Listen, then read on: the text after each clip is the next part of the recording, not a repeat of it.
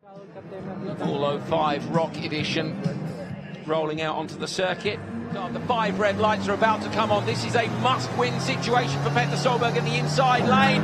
Brilliant start by Solberg. That's an absolute rocket ship off the line. He's got himself the very best chance of keeping up with David Coulthard, who is currently 1 win to 0 with Solberg. Into the tightening left-hander. Up and over the bridge it is Solberg. Oh, big jump at the ball as well, so Solberg absolutely on the limit. Oh, boy, that's a fantastic shot as we see through the chicane and over the top of the bridge around the right-hander. We're on board with Coulthard now, looking back. Look at him working away at the wheel. You can hear the turbo working away as well. Coulthard is on the outside. This is for the Race of Champions title. Solberg's got to make some time up here. He's on the throttle. He's going to come down and take the checkered flag. And it is David Coulthard who wins the Race of Champions. Riyadh in Saudi Arabia.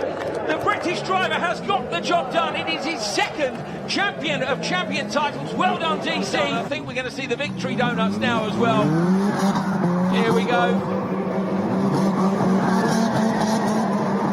Oh, don't crash into each other, lads. My goodness me, that was so close.